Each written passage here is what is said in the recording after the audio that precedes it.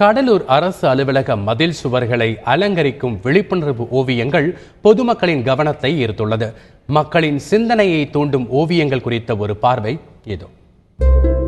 பொதுவாக அரசு அலுவலக சுற்றுச்சுவர்கள் விளம்பரங்கள் எழுதி போஸ்டர்கள் ஒட்டி அலங்கோலமாக காட்சியளிப்பது வழக்கம். ஆனால் அதற்கு முற்றிலும் மாறுபட்டு திகழ்கிறது கடலூர் அரசு அலுவலகங்கள்.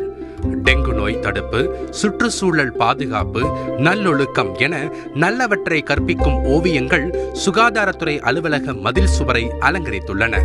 இந்த 7 நாட்கள் ஒன்று சொல்லியிருக்கோம். இந்த 7 நாட்கள் போது கொசு உற்பத்தி ஆகுது பார்த்தீங்கன்னா முதிர்ந்த கொசு ஆகிறதுக்கு பார்த்தீங்கன்னாக்கா வெறும் 7 நாட்கள் தான் அவங்க குறிப்பிட்டு. ஸோ அதனால 7 நாட்களுக்குள்ள தேவையில்லாத பொருட்கள் நம்ம அதில் சுட்டிக்காட்டுள்ள தேவையில்லாத ட்ரம், கொட்டாங்குச்சி, அதில் உள்ள தண்ணீரை அப்புறப்படுத்தினோம்னா கட்டாயம் அந்த அத்தனையும் கொசுவா மாறாது. அதேபோல் ஊரக வளர்ச்சி முகமை அலுவலக மதில் சுவரில் மழைநீர் சேமிப்பு, ஊரக வீட்டு வசதி திட்டம், சுனாமி பாதிப்பு, பெண்கள் கைத்தொழிலில் ஈடுபடுவது உள்ளிட்ட ஓவியங்கள் வரையப்பட்டுள்ளன. கண்களை கவரும் வண்ண சுவர் ஓவியங்கள் ஒரு நிமிடம் மக்களை நின்று பார்க்க செய்வதுடன் சிந்திக்கவும் வைக்கிறது.